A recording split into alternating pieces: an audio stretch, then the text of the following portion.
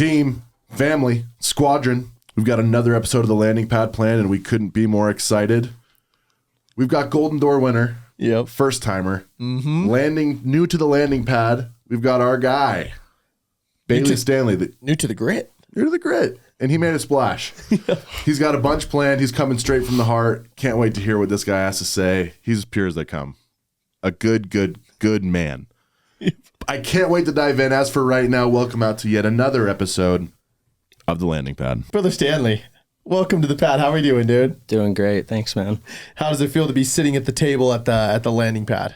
Feels unreal. We were just talking to good old Adam, and it's crazy. Usually, right, it takes a little while for guys to find their footing, get it in the podcast. You guys are here. You finished the summer how long ago? My last day was like the September 5th. So you've been home 2 weeks? 2 weeks, yeah. And what are you up to now? Just hanging out, golfing, relaxing, seeing the boys back in town. Who's better, you or Adam at golf? Me. You are? Yeah. It's not even a secret. No. No. Bailey's Not a at stick. I hear legends. I try to be. Played in Depends high on school? the day. Favorite course you ever played?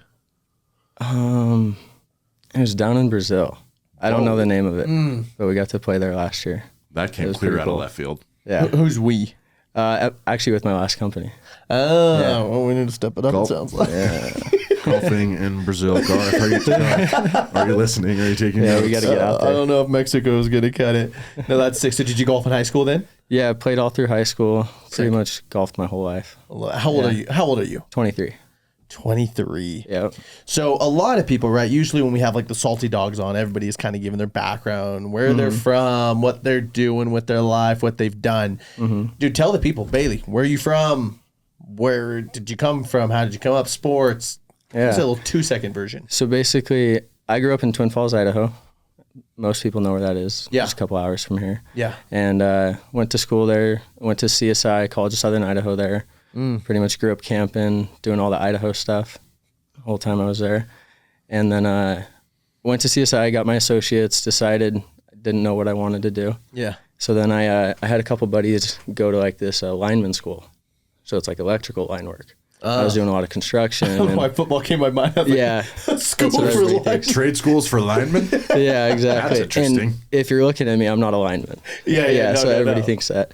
But no, I did that, did some construction for a little bit, decided that's not what I wanted to do.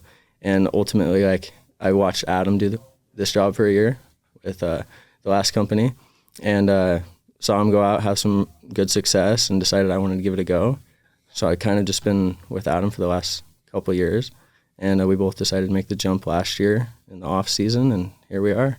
How have you known Adam whole life? We went to high school together. We didn't really hang out until probably like my sophomore year. Gotcha. He was a senior. So we were kind of like acquaintances then. And then, Why didn't you go do summer sales the first year? I had no idea it existed. So he just left you high and dry. Exactly. Yeah, so I literally knew nothing about it. I was like, door to door, what the heck is this? Yeah. Like, you're selling bug spray?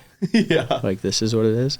And then I saw he had some good success. He was chilling in the off season, just doing what he wanted to do. I was like, well, that can't be too bad. So I gave it a shot. You love to see it. Yeah. And it went horrible. Oh, terrible.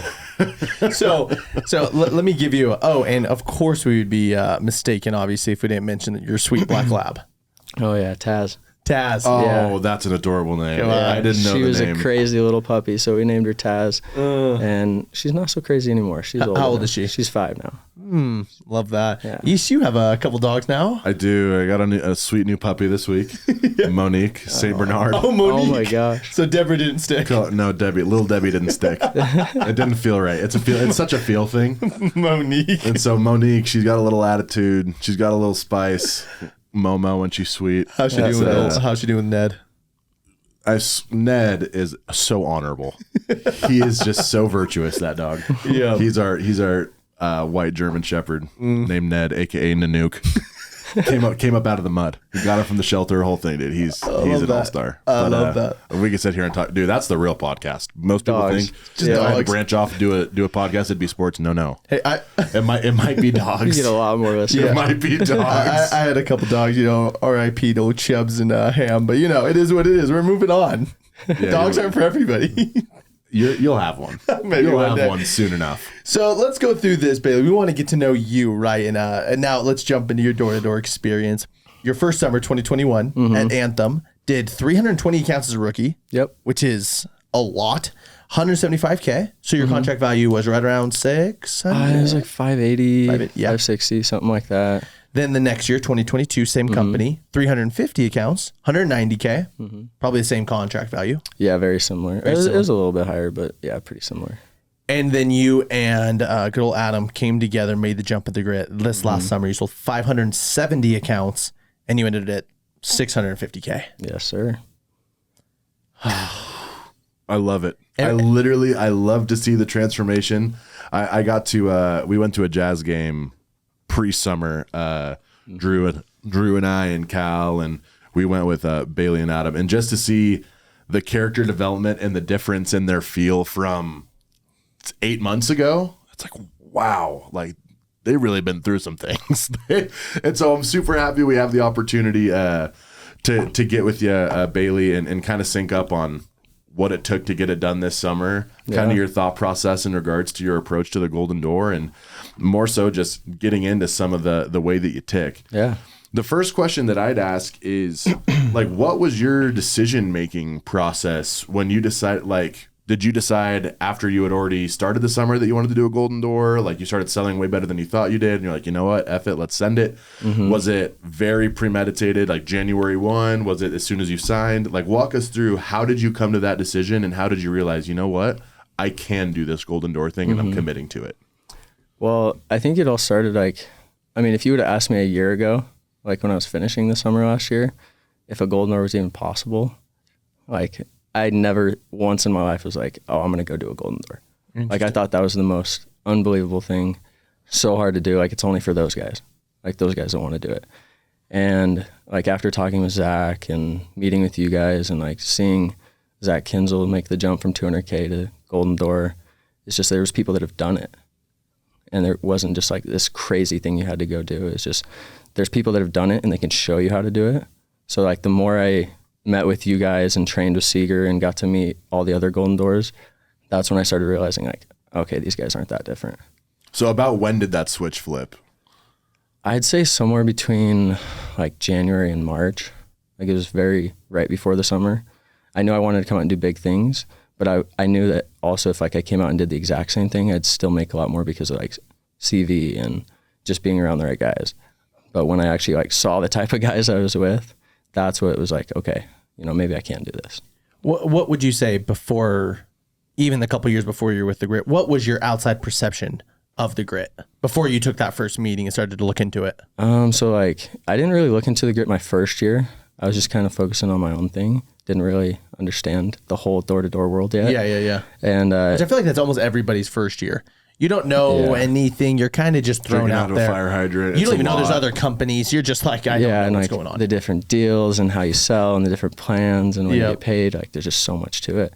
But last year, like your guys' Instagram, that's when everything started. Like, what the heck are these guys doing? Yeah. This is unbelievable. Like it's either fake, they're hyping up numbers, it's sold revenue, not service revenue. Like we couldn't figure it out. And every day we'd be going out to area listening to the landing pad, listening to you guys, seeing the numbers, and we're just like, what the heck? Like, what is this? Yeah. It just didn't make sense. And that's when we started like, okay, maybe we didn't have the summers we wanted. There are other options out there. Like, let's just take a meeting. Let's just go see why, like how it works. Because for you, right, and this is the same conversation, well, same topic that we had with Adam. Like, dude, he did 400, you did 350. That was good. Did you feel like you had more to give? Is that what 100%. It was. Oh yeah. What about you made you feel like you had more to give? I don't know if it was like anything about me. It's just like your environment. Like the people you're with definitely push you or hold you back. Yeah. And like at my last company, it was a lot of my friends. I wanted to go golf with them. Yeah. I wanted to go hang out. I just wanted to go back to the apartment and play cards. Like things like that. And if one person says it, we're all going to go do it. Yeah. Yeah. And like over here, it was just so different. it was like, there's no options of that. You're working the hours or we're going to shame you.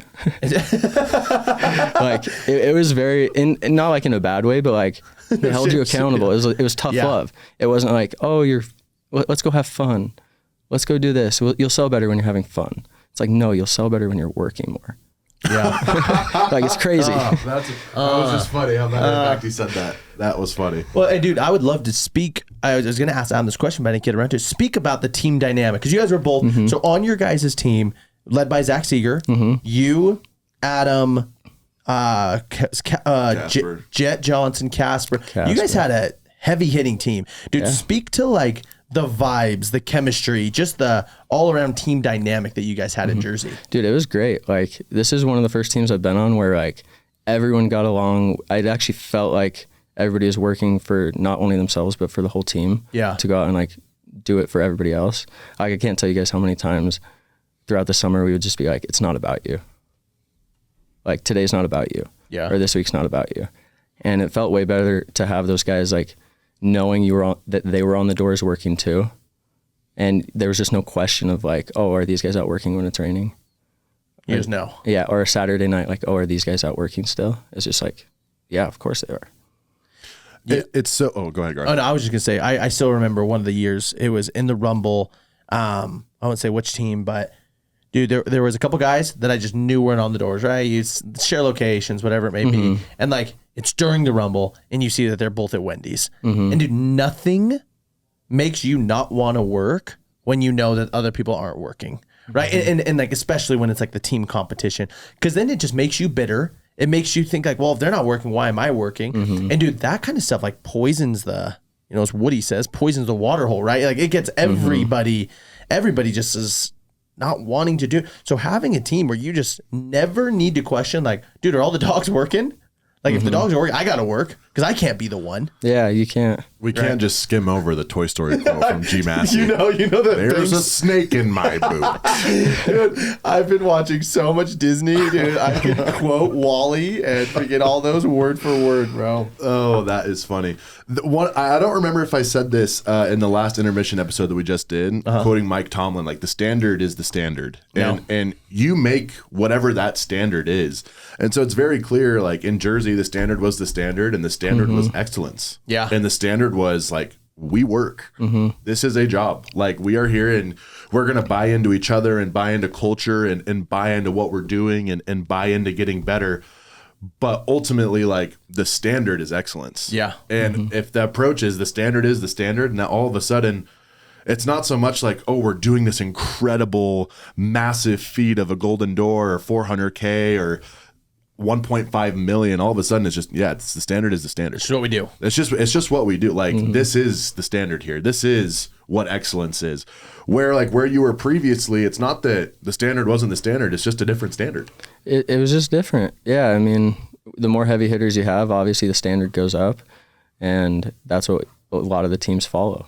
So when you have heavy hitters like Zach, day in, day out, doing 10, 12, 15K every day, it's like, are you going to sit there and complain? Like, no matter what was going on with him, the whole summer, if whatever came up, he would go out and put down the numbers he needed to.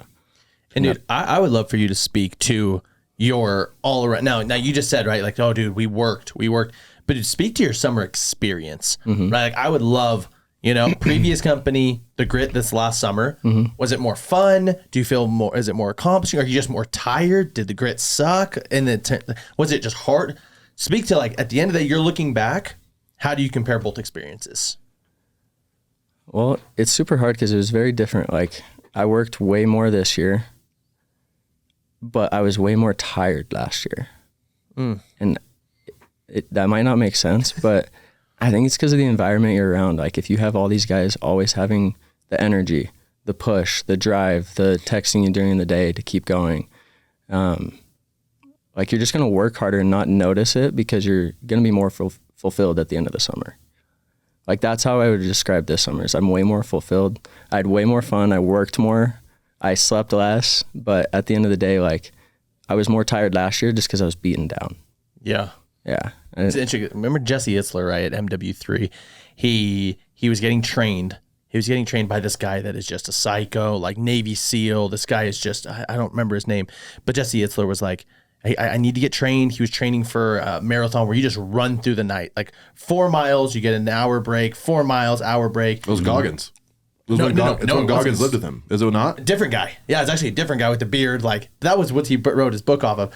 Long story short, this guy was basically like, he was running. They were like 3 days into this crazy thing. And he was like, Jesse, I'm going to tell you something I've never told anybody before.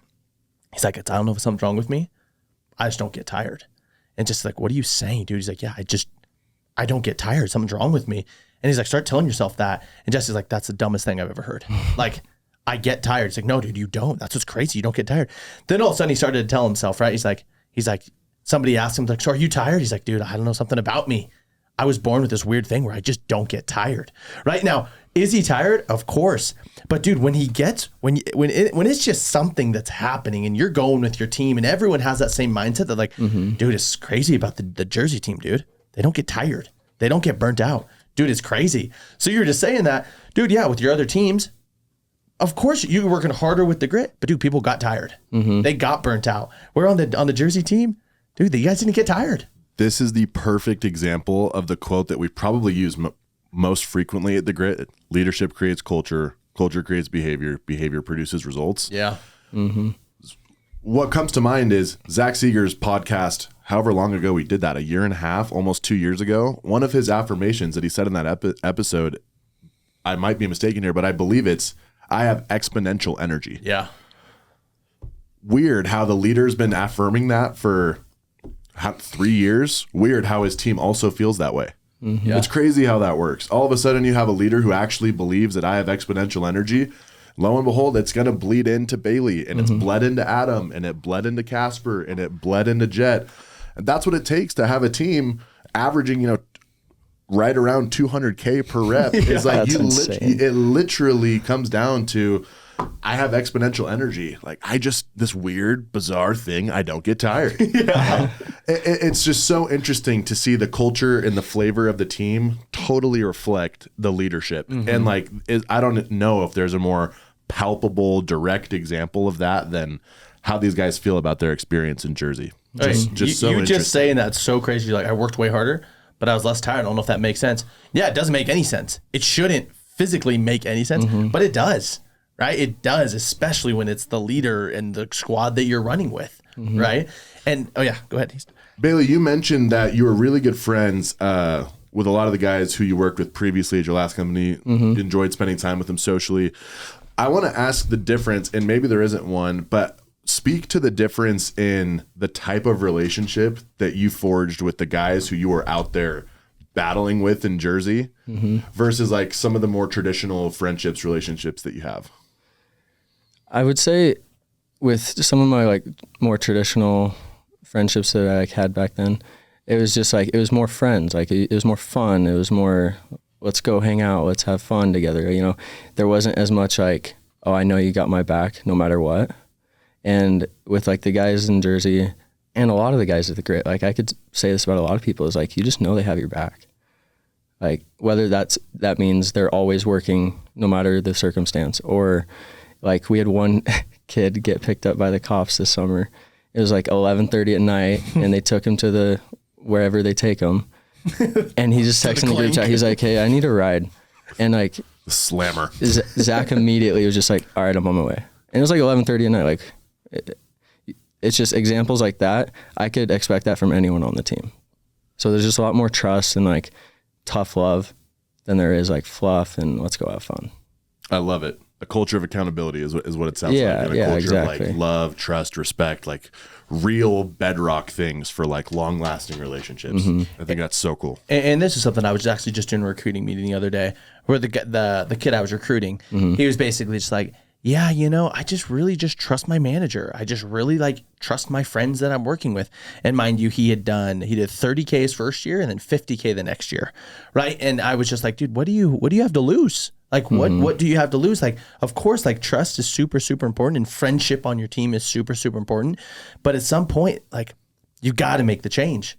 Right. So I guess for you, Bailey, what was it that you were surrounded by friends? You had great managers. I love Mitch. Mitch Matthews is a dog. Yeah. For you though, what was it that was like, okay, like I love my boys, I love the manager, I love the owners, but like I need more, or I know I have more to give. What was like the final straw that you're like, I got to take the meeting, like I got to level up?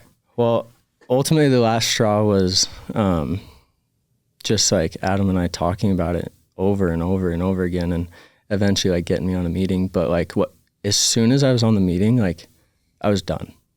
I was like, this is it. Yeah. We're doing it. What was that? And that one thing, like, I don't know if it was necessarily one thing. It was just like the structure I could see that you guys have in training, the structure in recruiting. Like you guys have it all set up for us to come in and just go crazy with, rather than the big thing for me was like, I didn't have to create any systems. There's a couple, of course, like everybody has their own systems, they do. But you guys had the structure and the proof and the numbers to show like, hey, you can come here and make more money. You can come here and turn this into a career. You can come here and like make this your 10-year plan. And that's what really got me into it, because at my other company, it just felt like more of a summer job. Yeah. Like I was in charge of figuring a lot of things out. Like if they didn't have the structures in place, managers would wake up and decide what the training is that morning, instead of having all that set up for us to just come in and execute to the highest level. So I think that's what really attracted me to get over here, was just the stability and the proof and the results you guys had like produced over the last few years. Just made too much sense. And that is something, dude. And this is what I said on the last podcast, right? The intermission. Like after we've done this for a year, 2 years, it's not enough to like go out on a limb and be like, hey, we're the best. We've got the track record. We've done. After 3 years, it's like, okay, like, look, we did it. Dude, come here, right? Like, and I love that for you. It was like, if this was year one, would we have gotten Bailey? I don't know. Like maybe we had some good numbers. 11 golden doors is good. 14 is obviously enough to like get you 30. It's like, yeah, we anybody that wants to level up, like I was saying, Irrefutable. Yeah. The grit is a cheat code at this point, dude. You did your second summer, 350 accounts, 190K. Like, dude, you which is excellent, which is amazing, dude. Is like I was pretty happy with it. Like honestly, no, it's good. It wasn't bad. It's amazing. It was good. But then you come one summer with us and you sell 650. You're a golden door rep from 190K to 650K, which that's the message that I wish that everybody could hear. Even if you're at 150K, come do 500 with us. Like the guys that want it, the guys and girls that want it. Shout out to Kayleen. The guys and girls that want it, dude, this is the place for them, right? If you want to just be better, this is the place. And I want to ask the same question that I asked the last couple guys. Dude, you've done it 2 years. You learned a lot. Your second year is the year that you're like, okay, I get this now. Like, I'm just going to clock in and clock out. What was it that you learned this year? What lesson did you learn this year that you will carry on with you for the rest of your life? I think something that's been instilled in me this year is, I mean, it's two things. It's belief. Like if you don't have belief, you don't have anything. Like if you don't believe you can do something, you're not going to do it. But also just like accepting the fact that no matter what is in the way, you're going to figure it out. Like trusting the process of knowing that no matter what comes at your way, if you have a good attitude, if you really believe this can happen, like then go get it. Yeah. Like I always think of the quote, I don't know who said it, but it's like, whether you think you can or you can't, you're right. And like that was on repeat for me all summer. It was like, oh, maybe there's one more door. Should I go knock it? I probably won't get it. Maybe I will. And if you go in there thinking, okay, I have a good chance of getting this, like you're probably going to get that door. So I think for me, it's just like unreal belief. Like I'm a very realistic guy. I see things very like as numbers and realistically. And the thing that I learned this summer was just, you got to throw that out the window. Yeah, you really do. You got to be a dreamer. You got to go for it. You got to wake up every day with the best attitude you can. And every day looks different. Maybe your best one day is getting 4 deals and staying out till 10. Maybe the next day it's pushing for that 8th or 9th or 10th deal. But like each day, you just have to give your best and understand that if you focus on like the goal that you want and accept that nothing's going to get in the way, like you can go get it. Unreal response. So good. And it so clearly is like heartfelt to the max. Like you can tell that that Bailey truly actually buys in and believes believes what he's saying. Bailey, a question that we asked Adam, and it's one that sticks out particularly for you two. We were able to go to a Jazz game, Cal and Drew and I and Bailey and Adam, right when they signed, and it was so fun. What a vibe. That was great. Oh, it was great. It was great times, dude. We're up in the suite. It was amazing. My question, Bailey, is like, I have seen just crazy growth from you two, you specifically. What would you say is the biggest change that you've seen within yourself, not necessarily as a salesman, but as a human being? What's the biggest piece of character development that you've seen change within you since you've started plugging into the grit system? Confidence. I'd say confidence. Let's double click on that. Confidence in what regards? So like, I don't know. I want to know. It goes back to like having that unreal belief that whatever you set out to go do, you can do. And like, how did the grit unlock that? The environment, like the people you're around, like seeing, I remember Zach texting us in the spring and it was just this random text. He's like, boys, the vision's changing. That's funny. We got to go bigger. Text. And he's like, I'm doing 1.5. And I was just like, what the hell? You're doing 1.5? And like just seeing that and then seeing him go out and execute it. And like just with the stupid belief he had and the confidence in it. And like, that's what got him there. So like, every day I would try and focus on that, like being super confident and small affirmations and getting those little wins in between and like the self-talk all day. Like that's how I gained all that confidence and like that stupid belief in myself. So if I had to like attribute it to one thing, it'd be just stupid confidence. Did you feel like with your previous company in 2022, did you feel like you were like hitting your potential, or at least within that company? Did you think 350 was like... I thought it was pretty good. Yeah. Yeah. I mean, I knew I had more. I just didn't know how much more. Did you think that there was a world that you had 650K in you? No. Really? Really didn't think it was possible. And it's crazy that you just get around the right people in the right environment with the right systems and structures. And like, that's what can happen. Yeah. Is just change your environment and see what happens. Like nothing changes if nothing changes. Do you feel like your running mate was Adam? Oh, for sure. Yeah. So you guys kind of had the same belief, same vision, same like we're in this together. Yeah. I think he had it a little sooner than me, like the golden door idea and everything. Yeah. But once like we started talking about it more and training more and just like really seeing what else is like possible, like that's when I was all on board. Did you go out thinking you were going to get a golden door this year? Yeah. You did? Yeah. Yeah. I had decided that by like, let's see, we went out in preseason, I'd say like March. I was like, yeah, I'm committing to this. Dude, I love that. It was at the GPS with like listening to Calvin with his training on like A plus B equals C, but it's really C equals B plus A. Yeah. Like that's what really got in my head.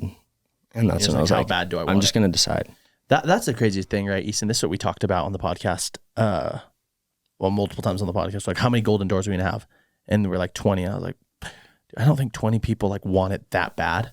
Dude, it is. The more and more that we sit down with these guys, dude, it's just the guys that just wanted it. It's contagious too. Yes. Like at this point, it's now like so rampant. Like the ramp is so rampant that like it really is like infectious. I'm starting to see like the crazy fire behind the eyes already for some people coming back where I'm like, dude, are you going to like mess around and do it next year and like really commit to it? People who are same thing that Bailey is saying, who I even shame on me as a leader, who I would be like, no way he like does what it takes to go golden. But I'm starting to see this shift and this palpable change in the belief as a whole, where it's Bailey syndrome. It's like, oh dude, like I never thought this was possible and now I'm living it. Yeah. And all of a sudden, flash forward 6 months, now I've done it. Crazy. It's almost just like you just feel like, oh yeah, the golden door is not that hard. It's like us having 35, 34, 30, whatever it is. It's like, oh, it must not be that hard. Oh, no. It's hard as shit. Like, dude, speak to how hard it was. Oh my gosh. Like, dude. I can't tell you how many times I like got back in my car at night and cried or like just sat on the way home just in complete silence. Like, what the heck just happened today? You know, like we've all felt that. And yeah, it was super tough. It was the hardest like year I've ever had in my life, but it was also the most rewarding. I built the best relationships. Like it just made it also worth it. Dude, it's so cool. It's just so rad. And I love sitting, especially the first time Golden Door reps, like sitting down with Chuck. It's a different feeling than sitting down with like Adam and Bailey, in the sense that like you guys did it. You crushed it. dude, yeah, like the Golden Door, yeah, there's 30 of them. That's not going to change the fact that like there's probably the same amount in the industry that there were outside of the grit this last year. It's still just as hard as it was last year. It's still just as hard as it was 2 years ago. Just because we had more, the standards weren't lowered. You had to work you didn't have to work less hard to earn a Golden Door this year. We just had 30 plus guys that were just hungry as hell. Yeah, they're just committed. Just committed, dude. Yeah. And I'm beyond proud of you, dude. And East, do you want to close us off? Let's wrap this one up. This has been an absolute banger, and I'm sure this answer will be more like a lot of the content we've gotten on this episode so far, which is fire. Bailey Standley, in closing, what does grit mean to you? Grit means to me, I always think of this one word because like last year at GPS, you guys had us think of one word for this as well. And I think the word I wrote down was sacrifice. Is like to get what you really want, you have to sacrifice something. And like the grit, like when I came here, I was able to like, yeah, you sacrifice a lot, but also like that's what grit means to me is like you got to put away what you want to get what you want as well in life. And that kind of sounds funny, but you really do. Like you have to sacrifice certain things in order to have the life you want in the future. And like when I came here, I could see everyone doing that. You sacrifice in the summer so that you can build like these long lasting relationships, like a career here. And like that's really what it means to me is like sacrifice. Yeah, you have to sacrifice something. I love it. It's the price you pay for greatness. Yeah. 100%. And some people aren't willing to pay it. And it's steep and it's pricey. And the price for a Golden Door is tears, blood, hard talks, long days, just did all. Just did all. But this guy cut the check. He did it. He cut the check. He paid the price. Got it and done. He made it happen. Bailey Standley, thank you so much for being here. I've absolutely loved this episode. Yeah, it's a great. Yeah. Thanks for having me, guys. Thanks for being on Landing Pad. We're excited to have you on next year. Maybe float yeah. around and do a milli. I don't know. Yeah, we'll see. We'll see. We'll see what happens. As far as this episode of The Landing Pad, we out.